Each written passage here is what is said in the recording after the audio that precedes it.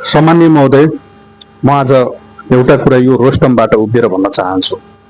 सामान्य महोदय, प्रतिपक्षमा बस्नेहरूको पनि भाषा एउटै छ, झन्डै 2/3 बहुमतले जितेको सरकारको पनि भाषा एउटै छ।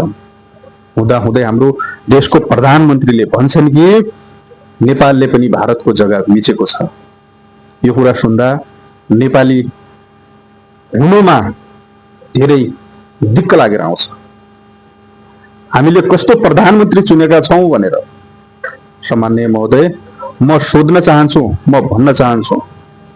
केही दिन पहिला मेरो हजुरबालाई मैले सोधेको थिएँ, नेपालको सीमा कहाँसम्म हो भनेर, र हजुरबाले मुस्कुराउँदै भन्नुभएको थियो, जब नेपाल एकीकरण हुने बेलामा चाहिँ नेपाल एकदमै ठुलो थियो, र अहिलेको सरकारले न त त्यहाँ मेरो देशको सिमाना कहाँ छ भनेर यति खोज्न गयो भने न त त्यहाँ बाढ छ, न त त्यहाँ गाड छ, न त त्यहाँ भेटो छ, न त त्यहाँ ओडी छ, न त त्यहाँ धार छ, न त त्यहाँ छेउ छ। म सोध्न चाहन्छु, म भन्न चाहन्छु, किनकि हाम्रो देश अब पहिला जस्तो रहेन।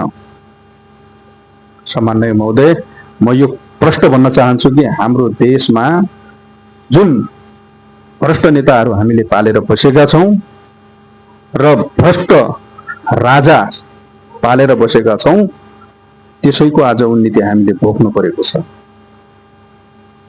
हुन त हामीले पटक पटक 2/3 बहुमत दिएर नयाँ सरकार बनाउँदै गरेको, र नयाँ सरकारले पनि कहिल्यै पनि आफ्नो देशको सिमानाको बारेमा कहिल्यै विचार गरेन। सामान्य महोदय, अहिले आफ्नो देश कहाँ छ भनेर छिमेकी मुलुकहरूलाई सोध्नुपर्ने स्थिति आएको छ। छिमेकी मुलुकलाई भन्नुपर्ने छ कि मेरो सिमाना कहाँसम्म छ भनेर उहाँलाई अनुमति लिने समय आएको छ, समय बनाएको छ। त्यसैले म भन्न चाहन्छु सामान्य महोदय, हाम्रो त्यो बाजेले भनेको कहानी सही नै हो। न त भित्ता छ, न त ओडी छ, न त भित्ता छ। कहाँ छ हाम्रो देशको सिमाना? सामान्य महोदय, यदि तपाईहरूले हाम्रो देश यहाँसम्म छ भनेर कसरी भने? न त्यहाँ ढुङ्गो छ, न त्यहाँ घाड छ, न त्यहाँ बाढ छ, न त केही छ। सामान्य महोदय, देश एकीकरण भएको 200-300 वर्ष भइसक्यो, तर देश जस्तो छैन। सामान्य महोदय, अहिलेका राजनीति गर्नेहरूले कमाई खाने भाँडो बनाएका छन्, जातिको नाममा लडाएका छन्, चुनाव जितेका छन्। त्योभन्दा पहिलाका राजाहरूले पनि त्यसरी नै जात जातिमा लडाएर चुनाव जितेर राजा महाराजा भए, र देशका भ्रष्टाचारी देशद्रोहीहरू आफ्नै सिमाना र आफ्नै जमिन लिएर अर्काको अङ्गालोमा बसे। आज तिनीहरू नै आफ्नो देशको दुश्मन बन्न पुगेका छन्। सामान्य महोदय, यो एकदमै दुःख लाग्नु कुरा हो। त्यसैले म भन्न चाहन्छु कि आफ्नो देश बचाउनको लागि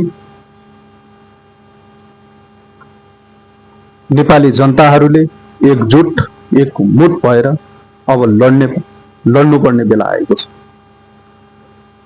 यो भनिराख्दा हामीले सानो छु, हामी डराउनु पर्छ, हामीले डराइराख्नु पर्छ भन्ने छैन।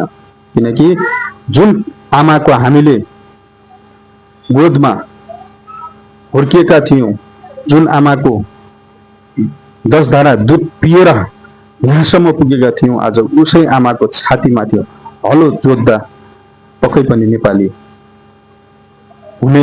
नेपालीहरूको चित्त दुखेर आउँछ। सामान्य महोदय, म यो भन्न चाहन्छु, हामीलाई हाम्रो देश चाहिएको छ। हामी कसैको एक टुक्का हामीलाई जमिन चाहिएको पनि छैन, र हामीलाई कसैको जमिन मिच्नु पनि छैन, र हामी कसैलाई आफ्नो जमिन दिन पनि दिँदैन। सामान्य महोदय, यो नेपालीहरूको ताकत हो। त्यसैले अहिलेको नौलो सरकारले हामीले आशा गरेका थियौँ कि यसले भन्छ, यसले गर्छ, आफ्नो देशको सिमानाको खोजी गर्छ, आफ्नो देशको सिमानाको विचार गर्छ र त्यहाँ आफ्ना प्रहरी सेनाहरू राख्छ र आफ्नो देशको सुरक्षा गर्छ। र सम्माननीय महोदय, उहाँले पनि त्यो गर्न खोज्नु भयो। उहाँ पनि देशको नदी नाला बेचेर ऋण लिएर आफ्नो राजनीतिलाई अगाडि बढाउने प्रयास गर्नुभएको देखिन्छ। सम्माननीय महोदय, यसो गरिराख्दा पक्कै पनि चित्त दुखेर आउँछ। विकासको बाटो बिस्तारै गरौँला, केही छैन, तर देश रहनुपर्छ भनेर भन्न चाहन्छु। दर्शकवृन्द कस्तो लाग्यो, के लाग्यो, मैले यो एउटा सुझाव सल्लाह, एउटा सानो आफ्नो मनको भावनाहरू हो, पक्कै पनि मनपर्छ भने लाइक, कमेन्ट, सेयर गर्नु होला भिडियोलाई। धन्यवाद।